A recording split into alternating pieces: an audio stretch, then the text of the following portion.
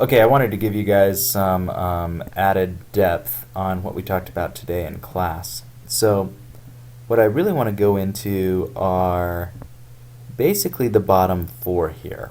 All of those are going to be dependent on what's happening with exports. Again, imports is quite easy, it's quite clear. If we're buying things from another country and it's costing us more to buy their revenue, to buy their goods, that's pretty easy, the analysis. But for exports, it's actually a little bit different, and the effect on inflation, growth, and the current account balance is going to depend on a few things. In class, we talked about the reality of elastic goods and inelastic goods and the effects that might have, but really that's more only important for imports. For exports, we've got this other important note. Okay, so this is over to the right, and I'm just going to work our way through this. So let's do a bit of review real quickly. Normally in micro, we say that price and quantity always change together, and that's just our basic law of demand argument. So the effect on total revenue is always going to depend on the elasticity of the good in question.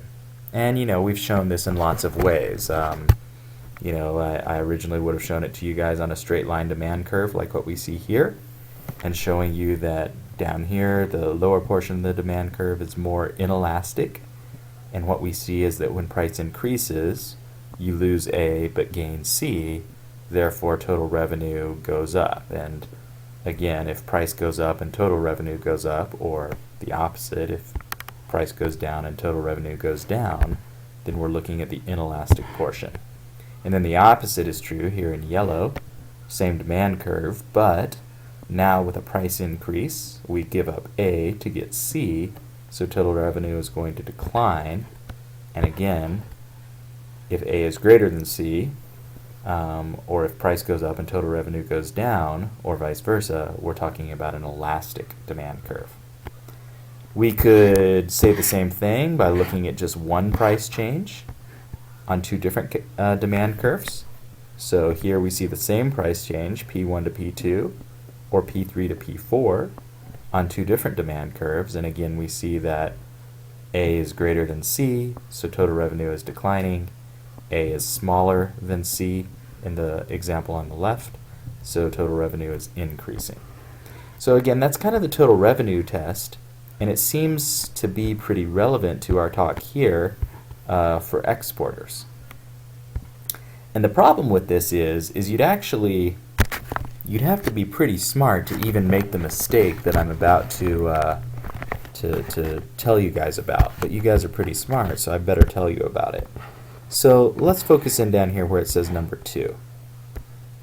So when doing microanalysis in international trade, so again looking at exports, we have to remember that price means two different things to two different people. And those are the people who are receiving the price, meaning the domestic exporters, and the foreign importers of the same exact good. So for this, we're going to use French cheese exporters as our example. So for the French cheese exporters, it's the amount they receive in their own currency, so €4 per kilo. But for foreign purchases of exported goods, it's the amount of their own currency, yen, rand, or dollars, that they have to spend to buy the euro to buy the good. And it's this little bit right here, to acquire enough euro, it's that little distinction that really changes some of our analysis for this. Remember, they can't just buy the cheese initially, they have to buy the euro and then buy the cheese. So, the key concept here is when demand and the supply in the cheese market change, i.e. the market for cheese inside of France changes, both A and B will change, and that's just our normal microanalysis. But when the price of purchasing euro changes, and again, that's what we're talking about right now, that's why this is coming up. So instead of saying the price of purchasing euro, we could say when the exchange rate for euro changes.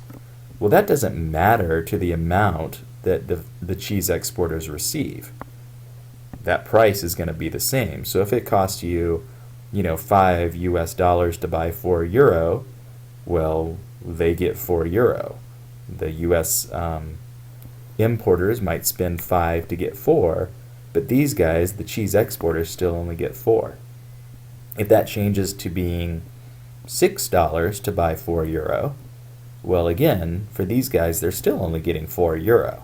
But for these guys, the importers in the different country, now the price has gone up. And it's that key distinction that really changes things. So when the price of purchasing euro changes, only B is affected.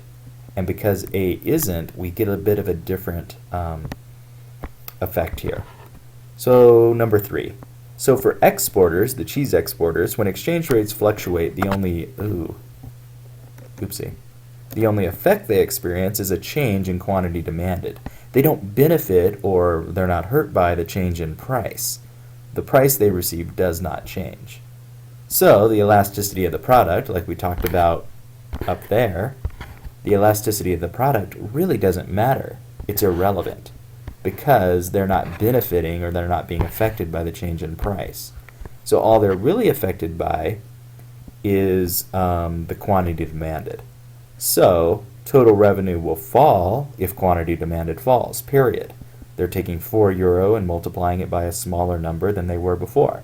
So obviously that's going to be less total revenue. And the vice versa is also true.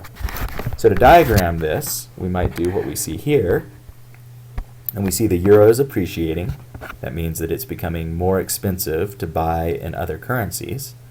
And the result is, so we've got this elastic supply curve, and again, this is showing that the price is the same no matter how much they supply.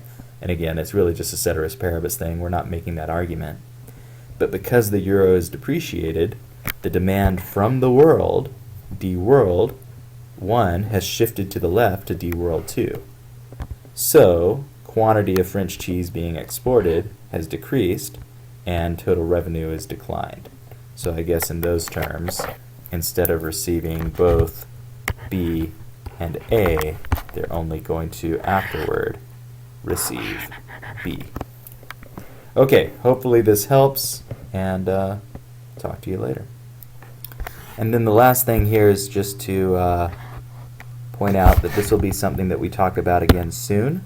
It has to do with this thing called the Marshall-Lerner condition, which is part of our study that we will do about this other thing called the J-curve.